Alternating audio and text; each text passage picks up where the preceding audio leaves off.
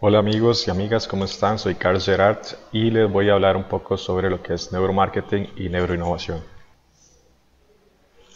De mi parte, cómo ingresé a este mundo del neuromarketing y la innovación, pues básicamente estaba haciendo unos trabajos de la universidad y a través de un señor emprendedor eh, que tenía que investigar, conocí a un señor financiero muy famoso a nivel de Latinoamérica y a través de él empecé a conocer sobre lo que es neuromarketing.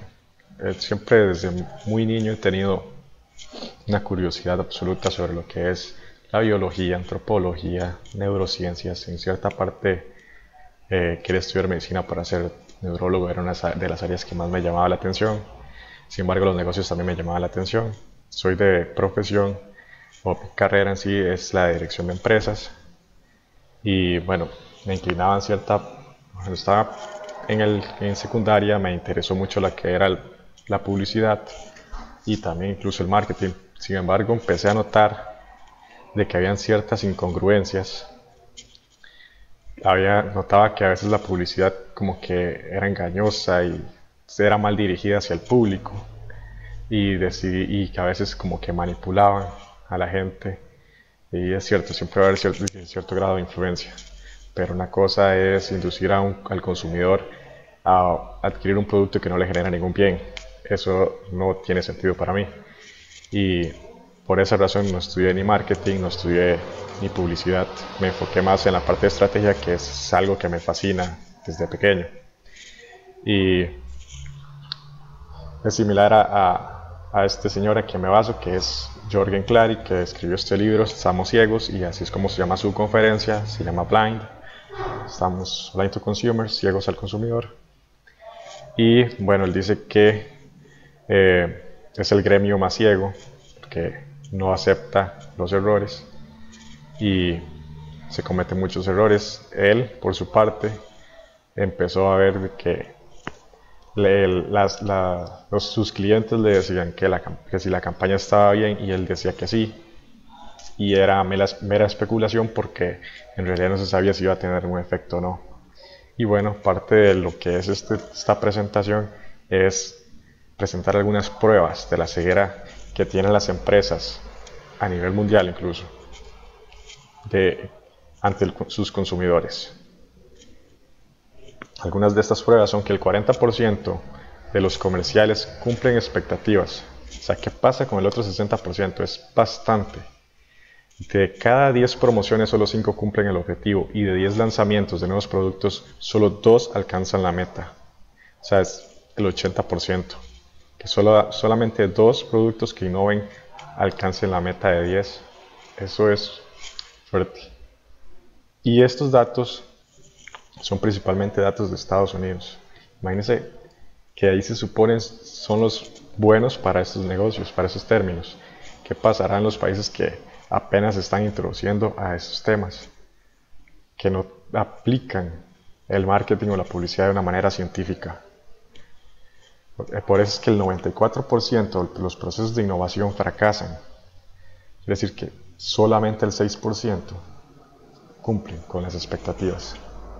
Y esto es en base a diversos estudios internacionales. Por eso es que se requiere que la innovación, el marketing y la publicidad sea más científica para conectar más con el consumidor, para brindarle un bien, un servicio que le genere valor al consumidor y que no sea simplemente un producto que lo adquieran y que no le genere ningún beneficio.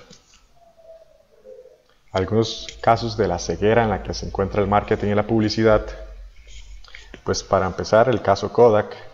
Kodak, pues dueño del mercado, más del 80% del mercado, pues tanta era la ceguera que bueno, no es de culpar a nadie, pero el señor tenía su rollo, le había dado de comer por muchos años, jamás iba a querer eliminar el rollo, pero por no adaptarse, por no ver hacia el futuro, llegó la competencia y lo sacó del mercado. Ve ahora Instagram, es una simple aplicación, simple entre comillas, comprenden la analogía, en realidad es una de las aplicaciones más. más importantes del comercio, del mercado. El caso Mattel. Vean, Barbie está, bueno, probablemente, si hay mamás ahorita, son las mamás ahorita son las últimas generación Barbie porque sus hijas son Bratz. Y bueno, el caso que pasó con esto fue sorprendente. Un señor trabajaba para Casa Mattel, desarrolló una muñeca, la Bratz, con las características que expresaban las niñas que él que estaba analizando de la época. Pues llegó, le propuso el proyecto a Mattel y Mattel dijo que no, simplemente dijeron que no. Entonces este señor decidió tomar su proyecto, dárselo a un inversionista y resulta que esta muñeca Bratz se convirtió en una de las muñecas más vendidas en 5 años, alcanzando gran parte del mercado de Barbie y por lo tanto se comió su mercado. Muchas mamás no le daban a la muñeca a sus hijas o no le recomendaban. Decían que cómo era posible que sus hijas se fijaran en esa muñeca si esa muñeca era diabólica. Pues lo que está pasando normalmente es ahora todavía más controversial, porque ahora está la Monster High a nivel de Latinoamérica y esta es muchísimo más diabólica, hablando en esos términos. Y bueno, esta es la que se está comiendo también gran parte del mercado ahora. Sí, lo que son estos simbolismos van cambiando de una época a otra. Entonces a esos detalles también hay que prestarles atención. El caso de American Airlines es impresionante. Es cierto, lo que está haciendo American Airlines puede ser, lo que del recorte presupuestal puede ser bueno en algunos casos, pero no siempre es la mejor estrategia y menos cuando se afecta directamente al consumidor. American Airlines estaba tratando de reducir costos porque ya había quebrado y mientras se fijaba cómo podía reducir más costos y enfocándose en el maní, cómo quitaba el maní para reducir o controlar ese recorte presupuestal. Otras compañías como JetBlue y Southwest estaban invirtiendo por su parte. JetBlue en poner televisiones en los asientos y Southwest ponerles sillones de cuero. Ellos, mientras que le ofrecían algo más al consumidor, el otro le quitaba y por eso, bueno, volvió a quebrar. McDonald's, el caso McDonald's. Bueno, mientras que sus estudios decían que la gente quería comer sano,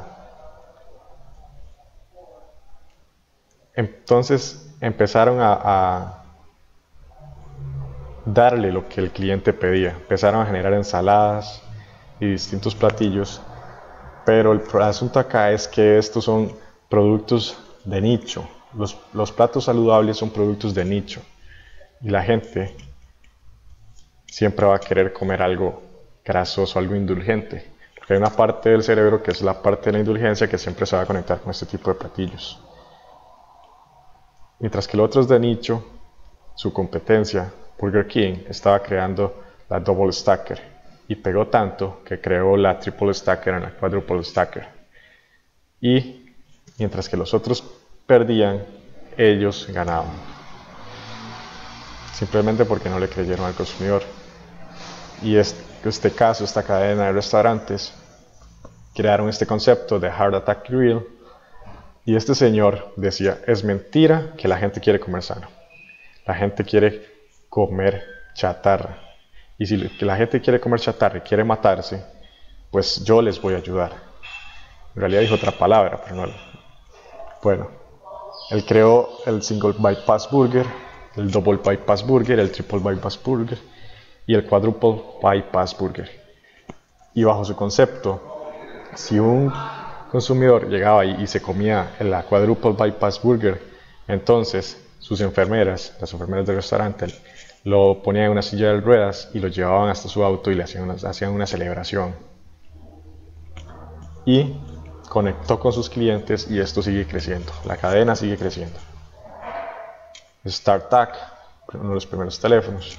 Llegó Nokia, un excelente teléfono de mucha calidad, pero cuando llegó BlackBerry conectaba más con las personas. ¿Por qué? Primero, en parte por su teclado, y en otra parte porque tenía lo que es dame tu PIN. Entonces podías tener esa información. Pero ¿qué pasó? Llegó Apple y se comió el mercado de la telefonía,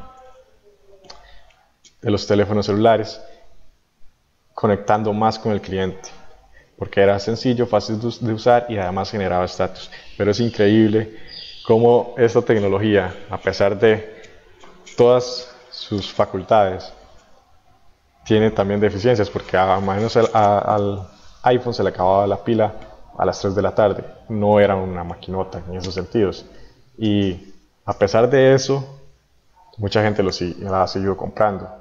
Mientras que llegó Samsung S3, que era una mejor máquina, y pues se convirtió en el teléfono más vendido. Ahora hay muchas otras marcas que están comiendo también gran parte del mercado, pero todo se ha comoditizado, todo es commodity. Los agentes de seguro. ¿Qué tan relevantes son los agentes de seguros en la industria de seguros? Bueno, ahí están los agentes de seguros que protegen a sus agentes de seguros, o las industrias de seguros, perdón, que protegen a sus agentes, y las que quieren eliminaron a sus agentes. Entonces, ¿qué hacen? Tienen que innovar. Pues se les puede ayudar a ambas, no hay problema. Geico, por ejemplo, una empresa de seguros para autos, propuso poner esta lagartija y vender seguros en lugar de sus agentes. Pues lo sorprendente de esta lagartija es que conectaba mucho con el consumidor, las ventas subieron, y decidieron investigar por qué las ventas habían subido. Pues hicieron estudios de neuromarketing, se gastaron millones para saber el por qué, y descubrieron que en una proporción exacta de ojos grandes y frente amplia, el cerebro conecta con esa persona, con ese personaje, con ese ser. Y es increíble, porque si simplemente hubieran leído un libro de $20 que ahora habla sobre el principio del cachorro, se hubiesen dado cuenta del por qué. Resulta que para las crías al nacer generalmente tienen los ojos amplios y frente amplia, y por eso hace que otros seres de su misma especie, o incluso de otras especies, porque se ha dado el caso, conecten con esa cría y en lugar de comérsela la protejan. Por ejemplo, Mickey Mouse, el personaje es de los que menos hablan y es de los más famosos. Estos autos fueron hechos al propósito con la teoría, los dos primeros autos se hicieron al propósito con esta teoría y conectan totalmente. Por eso es que cuando pasa uno de estos autos tienes que mirarlos, siempre van a conectar. El caso Pepsi o el reto Pepsi, propusieron de que iban a comparar los dos sabores y que la gente se diera cuenta de que tenía mejor sabor Pepsi que Coca-Cola. Pues antes no existían estudios de neuromarketing y se gastaron millones para hacer esta campaña, y bueno, o no existía la ciencia, y por eso en vez de beneficiarse terminaron subiendo las ventas de Coca-Cola. Tropicana, cambiaron el empaque, consultaron a cientos de madres o de mujeres que si les gustaba el empaque, que era animalista, que era moderno, que qué les parecía. Dijeron que sí les gustaba, que sí lo comprarían, y bueno, en 2 meses cayeron las ventas un 20%. Tuvieron que sacar el empaque del mercado, hacer un nuevo diseño, y bueno, empezaron a subir las ventas de nuevo. Blockbuster, yo al menos personalmente no conocí Blockbuster, lo he estudiado obviamente ahora, pero lo que sé es que era una empresa que alquilaba películas y se hacían una pregunta: ¿cómo hacer para que la gente venga a alquilarnos más películas? Cuando tenían otro problema de fondo, y era el cómo hacemos para que las personas nos devuelvan la película, y eso no se lo preguntaban. Pues bien, llegó Netflix o su competencia y se comió su mercado. Esta persona sí supo cómo hacer que le devolvieran la película. ¿Y por qué estamos ciegos? Bien, en términos de los que nos dedicamos al marketing y a estos temas, creemos que sabemos todo. No creemos en las ciencias sociales ni en las biológicas. Los métodos tradicionales ya no son suficientes para innovar. Hay que prestar atención a otros nuevos métodos, a otras nuevas tecnologías, a otras nuevas ciencias para enfrentar o brindar un mejor servicio, un mejor producto o conectar mejor emocionalmente con el consumidor. No nos detenemos a pensar el por qué, simplemente decimos esto y punto. Somos muy egocéntricos. La universidad nos ha confundido, ¿cierto? Hay que desaprender el modelo de la universidad, porque es mentira que si sigues con el focus group, bueno, no hay por qué culpar tampoco a la gente. Siguen en la conformidad de usar el focus group y bueno, el focus group dice esto y bueno, lo vamos a hacer, y si te equivocas no pasa nada porque el focus group decía eso. Sí, te escudas bajo eso, pero la verdad es que el focus group no sirve. Si acaso tiene un 40% de efectividad, aún no usamos técnicas ni herramientas científicas. Por favor, involucrémonos más con herramientas científicas. ¿Cuándo se innova? Bien, en la guerra. Definitivamente en la guerra es donde más se innova. Y siempre cuando se está bajo un evento fuerte o bajo un hecho que nos puede mover, como les digo, que nos mueve el piso, que nos afecta directamente, es cuando tenemos que salir de la zona de confort y ver qué hacemos nuevo para enfrentar esa realidad. Por eso es que la guerra bajo presión es donde más innova. Y generalmente, antes de pasar a la otra parte, se ha utilizado tecnología de la guerra para aplicarla a esos conceptos del marketing y la publicidad para beneficiar al consumidor y por supuesto que también a las empresas. Generarle valor y generarle valor al ser humano. Eso es parte del neuromarketing, lo que quiere hacer el neuromarketing. ¿Cómo se le genera valor al ser humano? Bueno, pues sorprendente. ¿Quién, por dicha, no derrumbaron esta torre? Porque es sorprendente, conecta emocionalmente con las personas. Siempre es una experiencia emocional para las personas que van a visitar la Torre Eiffel. Esa es una manera de generar valor, leyendo la mente del consumidor. Bueno, básicamente todo eso se hace con una tecnología que se fue hecha para la NASA y para la Armada de Estados Unidos, y se trabaja básicamente con el casco Quasar, que se conecta al cerebro y conoce lo que está pasando dentro del cerebro. Incluso, bueno, esto se hizo para la guerra y se podía saber qué era lo que estaba experimentando el soldado durante la guerra, que si sentía temor, que si tenía miedo, que si tenía ansiedad, qué tipo de emoción estaba sintiendo y cómo reaccionaba ante el estímulo para enfrentarlo, que si era necesario que continuara en el campo o si era necesario retirarlo del campo de guerra. Esto es muchísimo más práctico. Antes se hacía con, esto se llama EEGs, electroencefalogramas, pero antes era una tecnología que se conectaba con geles y un montón de cables. Ahora es muchísimo más práctico porque simplemente se conecta con un casco. Estos son dos personajes de, por ejemplo, Nora Sarmiento y el compañero, y esos son algunos de los laboratorios que manejan MindCode y Jorgen, donde hacen los estudios de neuromarketing. Y así es más o menos como se lee la mente del consumidor de acuerdo a la tecnología que se utiliza. les hablaba de los electroencefalogramas, en este caso el casco Quasar, el encefalograma, electroencefalograma, tiene EEGs, bueno, el electroencefalograma, ya le reiteré, el respuesta galvánica para medir la sudoración de las manos, eye trackers, que son unos lentes para ver el movimiento de los ojos, hacia dónde, qué es lo que se visualiza exactamente. También se tiene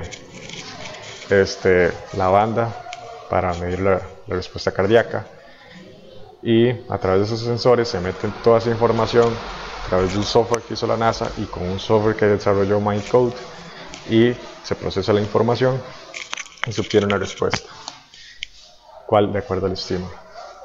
Además de eso, también se lleva una serie de procesos. Ese es el electroencefalograma.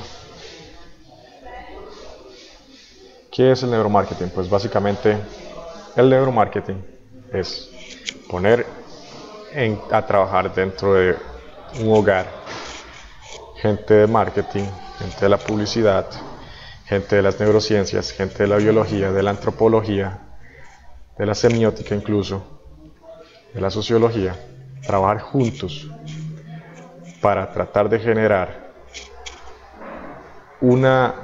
tomar una decisión en base a una respuesta o a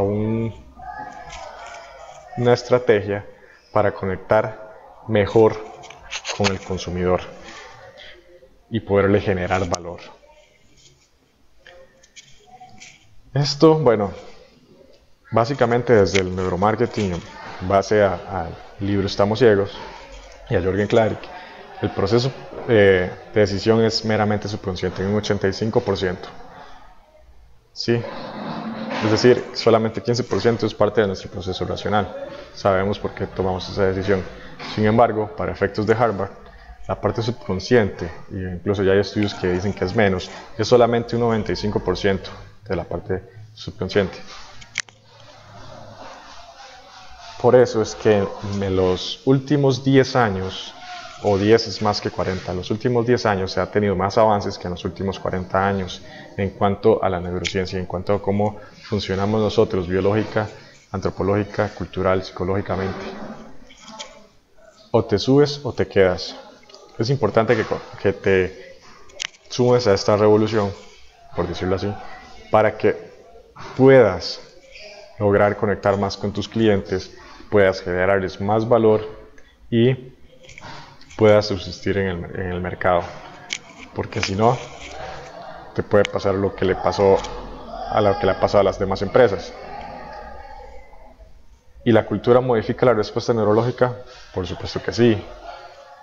Por supuesto que sí. No es lo mismo que leas un libro de neuromarketing y que de Estados Unidos o de Inglaterra o de Francia, y que digan, ya con este libro de neuromarketing voy a poder tener todas las respuestas, porque no es así.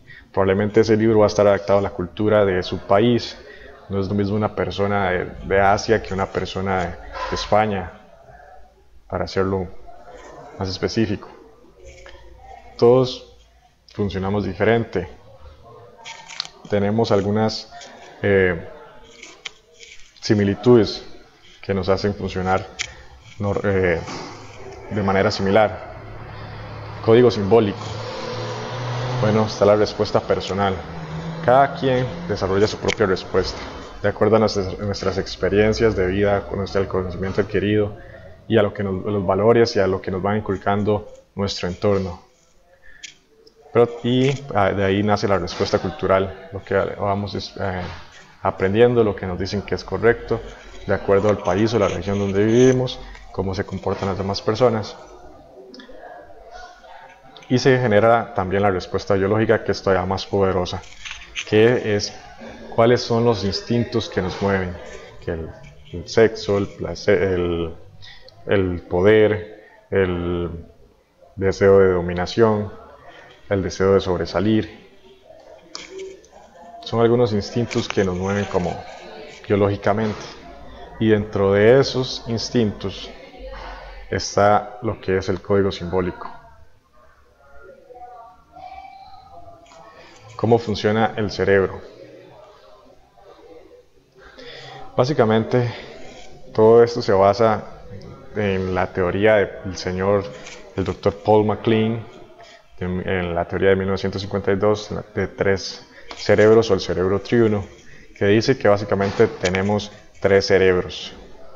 Esa teoría ya está desactualizada, pero es aplicable para explicar cómo funciona el cerebro, porque actualmente ya se sabe que hay muchas zonas cerebrales que tienen sus propias especializaciones, pero es válido totalmente para explicar cómo funciona nuestro cerebro. Por ejemplo, el Dr. Paul MacLean explica que existe el cerebro córtex, que es el cerebro funcional, lógico y analítico. Para efectos de los hombres, conectamos más con, por ejemplo, con la tecnología que las mujeres.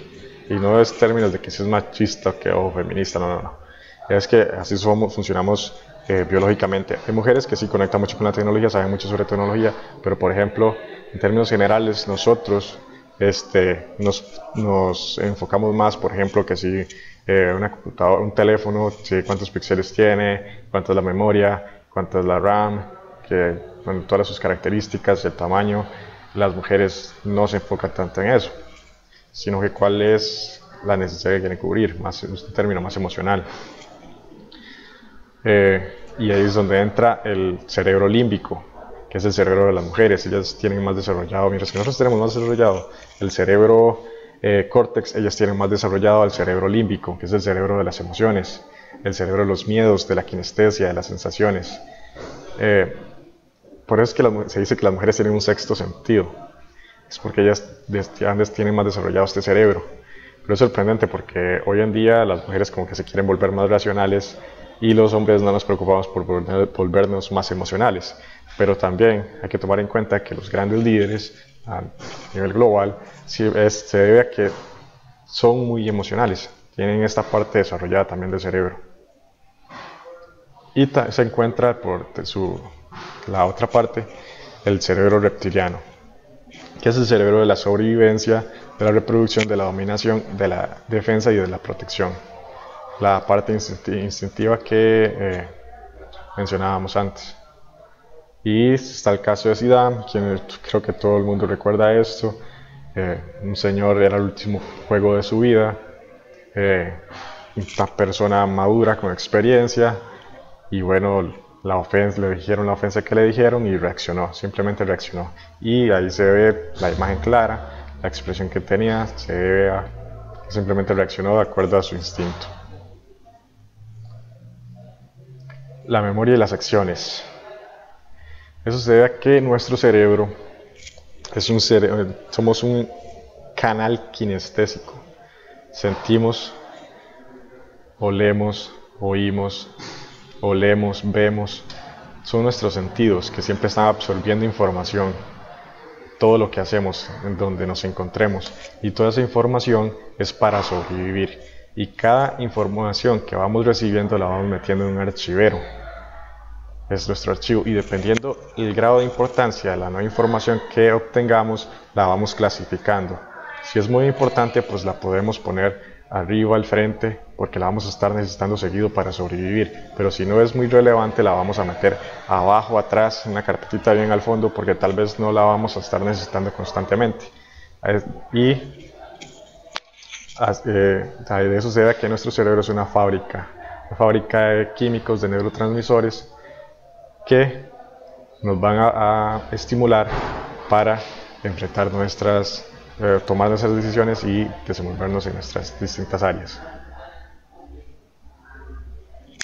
En términos generales, se graban nuestras memorias desde los 0 hasta los 7 años, o nuestras improntas o memorias más significativas que nos van a representar o a formar para el resto de nuestra vida.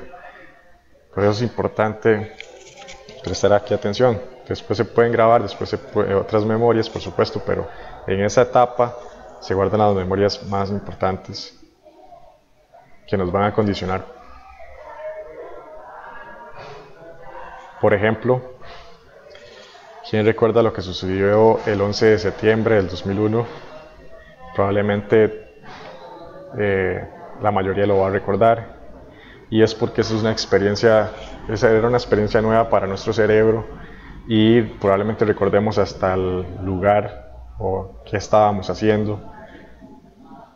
Al ser esto algo nuevo, nuestro cerebro lo guardó porque avión, torre, fuego, húmedo, todo eso lo relacionó y creó como ese archivo, esa carpeta de que era algo peligroso y que necesitamos esa información para sobrevivir.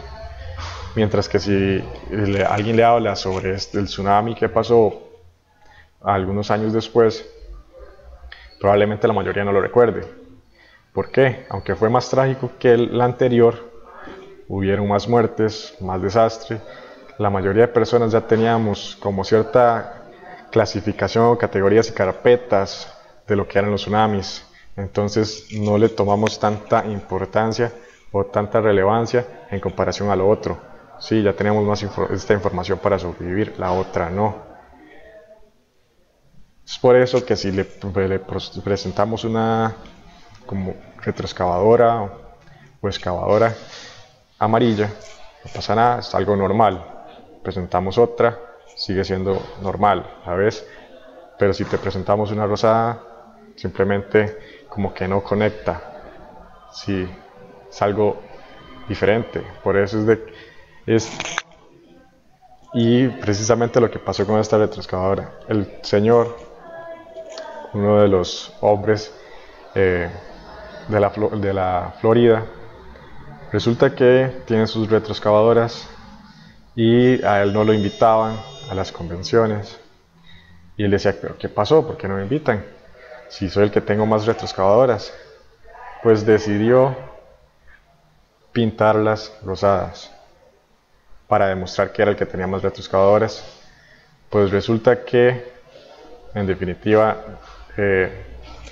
no fue tan bien recibida, sus ventas cayeron porque su químico representaba esto para las personas en ese momento.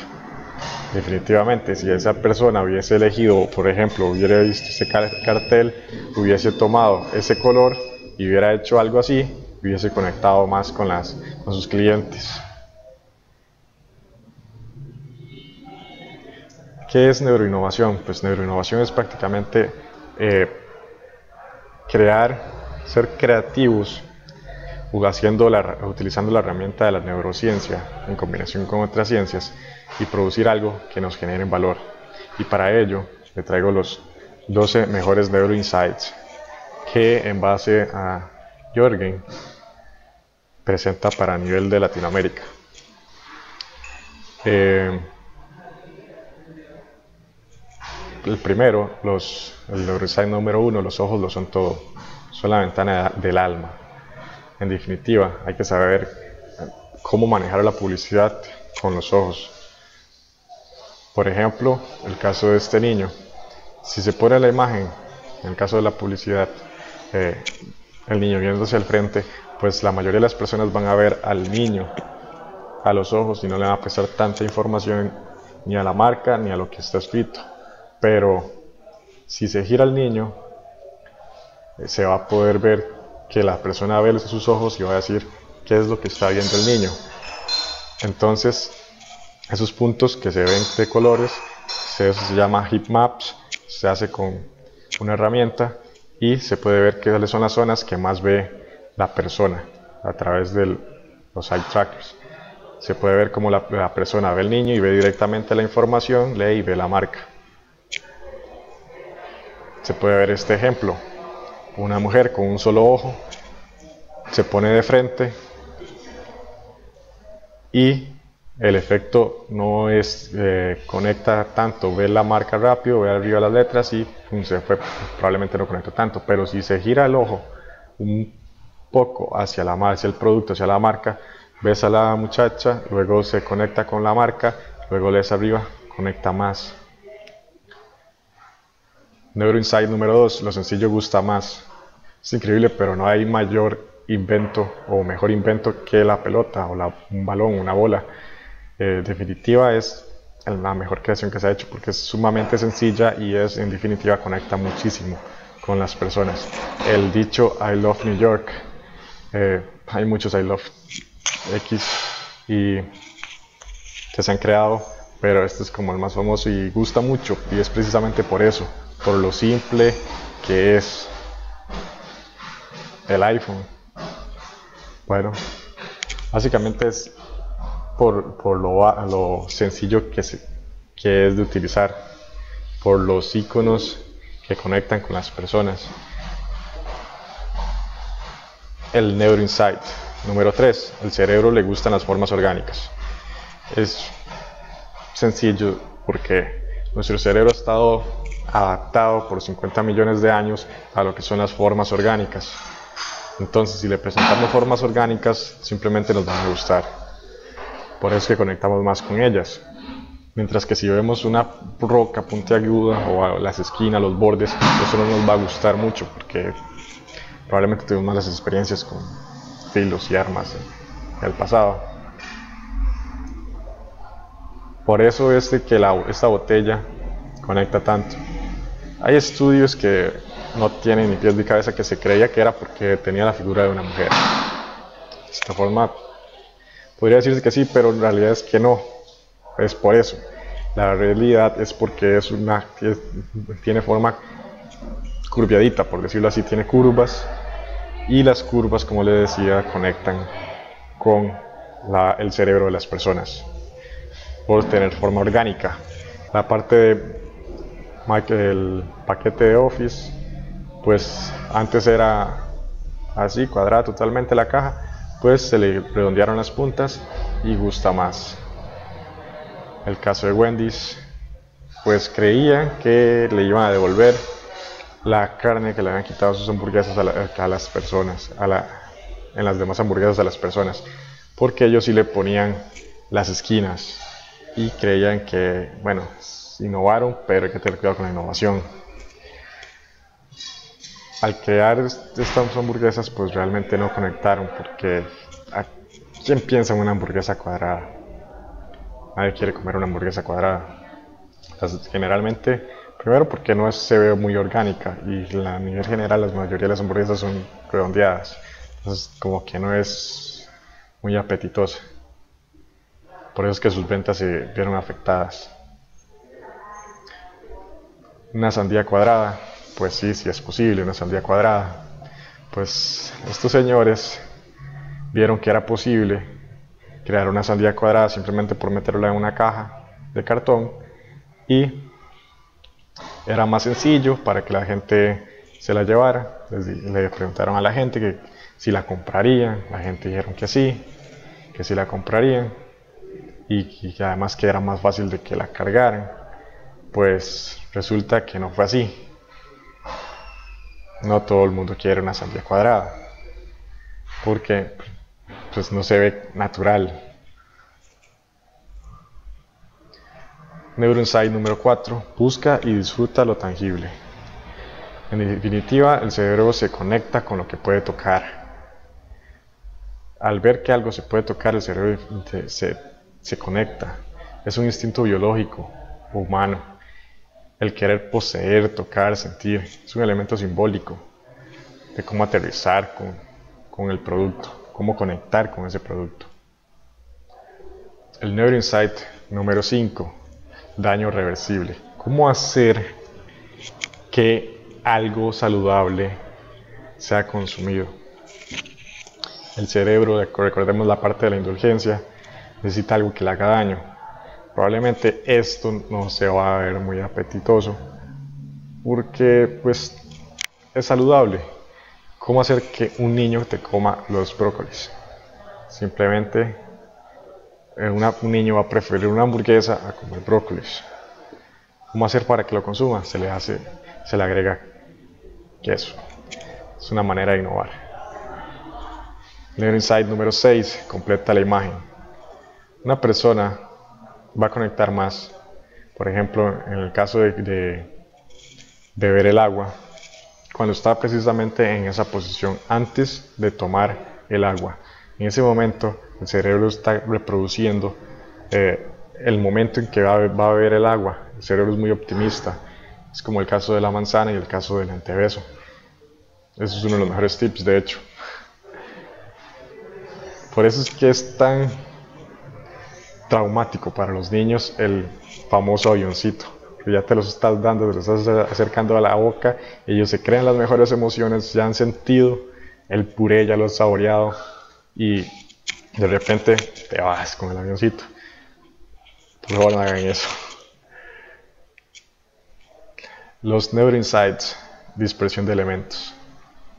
Esto es, bueno, la biología nos dio características diferentes. Las mujeres, mientras que pueden ver un panorama ampliado, nosotros tenemos visión de túnel.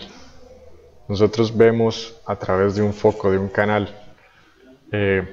Habemos hombres que sí podemos ver un poco más amplio, podemos expandir nuestra visión, pero siempre vamos a tener esa visión de túnel. Cuando nos enfocamos, podemos enfocarnos muchísimo mejor. Así, por eso es que la comunicación, nosotros somos muy básicos, somos muy simples, y se puede ver en este ejemplo. Ellas se comunican de esta manera y nosotros de esta otra. Por eso es que esto fue creado para mujeres y lo compraron los hombres.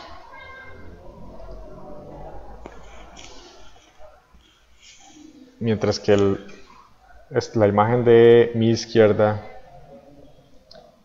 está al lado izquierdo de su pantalla, está hecho para se hizo para los hombres, pero para las mujeres, pero lo compraron los hombres, por eso es para hombres. Y la imagen de mi derecha es para mujeres. Neuroinsight: el cerebro registra todo y lo lleva a un simbolismo metafórico. Las metáforas: el cerebro aprende a través de metáforas, a través de historias que generan significados. Por eso lo podemos ver: un auto, un rinoceronte disfrazado de auto. ¿Qué tal este insecticida? Oreo, es increíble, pero vean el empaque aburrido y antiguo de Oreo y vean la metáfora del empaque nuevo y divertido. En definitiva, conecta muchísimo más. El Neuroinsight se abre a lo nuevo, a las cosas que no relaciona. Nuestro cerebro es optimista. Cuando vemos algo nuevo, nos conectamos. El cerebro quiere saber qué es lo que hay ahí, porque en parte por lo que comentamos antes en esta presentación, de que necesita la información para sobrevivir. Pero le gusta innovar. Por eso es de que nos gustan estos empaques. Por ejemplo, este tetra disfrazado de plátano. Lo novedoso conecta. El Neuroinsight número 10, el papel emociona más que lo digital. Es un dato que hay que prestar atención, porque a nivel general las universidades se están volviendo más digitales, están tratando de utilizar más tablets, computadoras para brindarle la información a los estudiantes, y en realidad no se aprende como se debiese a través de un medio digital.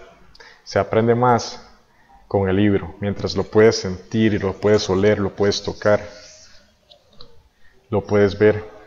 En esas emociones que puedes sentir durante esa experiencia de lectura, vas a recordar mejor, además de que lo puedes rayar, etc.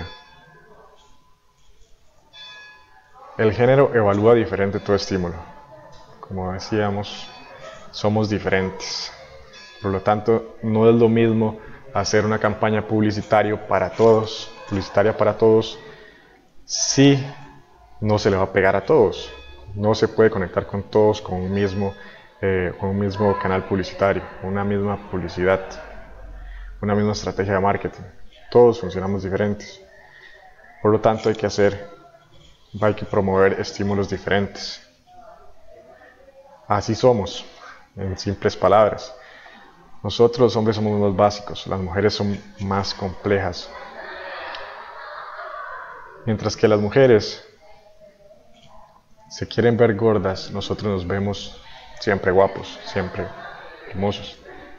Y no debería ser así. Bueno, no está mal de nosotros vernos bien, pero ellas también deberían de verse bien, siempre. Y las mujeres compran todo con el olfato. Neuroinsight número 12. El cerebro agradece el buen humor, menos estrés, más oxígeno. Eso es a través de la hormona la oxitocina, la hormona del humor. hace que nos agrade y nos conectemos más con los productos que nos generan ese placer, ese disfrute. Hemos podido comprobar que cuando el cerebro se relaja, se disminuye el estrés y el sistema límbico o emocional se vuelve receptivo y conecta el mensaje. Menos estrés significa más oxígeno, y al tener más oxígeno, más felicidad. Por eso es que cuando compras 5 o 6 plátanos y llevas estos plátanos y están los niños y ven las caritas de los luchadores, se van a conectar con ellos, con estos plátanos, y van a decir, es que yo quiero el luchador tal, es que yo quiero el pirata tal. Se van a conectar más con esto porque tienen imágenes que representan felicidad, tienen rostros que dan alegría, y es una manera de innovar. ¿Qué le parece esta lana? ¿Por qué fracasamos tanto? ¿Por qué no podemos cambiar?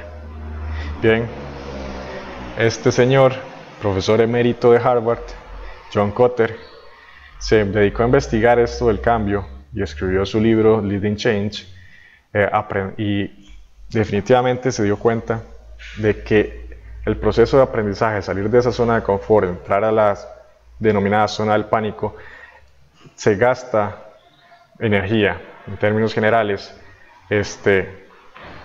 una molécula, por decirlo así, de glucosa y una molécula de oxígeno. En el momento que sales de la zona de confort, gastas eso.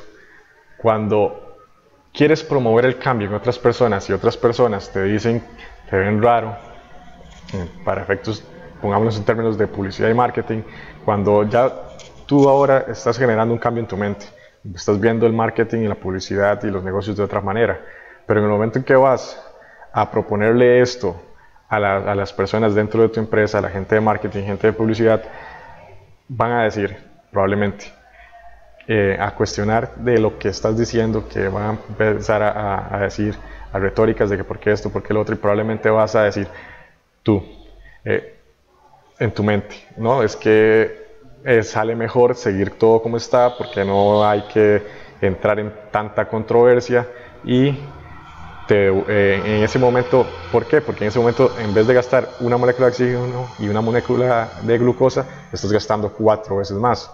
Es decir, gastas más energía, muchísima más energía, 4 veces más energía, y te devuelve a tu zona de confort. Por eso es que cuesta tanto el cambio, pero hay que ser persistente, porque probablemente solamente el 20% de las personas que están viendo esta presentación son las que van a ir a tratar de promover ese cambio en sus empresas, pero de ese 20% menos es la cantidad que va a implementar realmente el cambio. Pero debemos ser exigentes para disminuir esa mediocridad que nos asfixia tanto, para promover más el éxito, ir más adelante. Muchas gracias.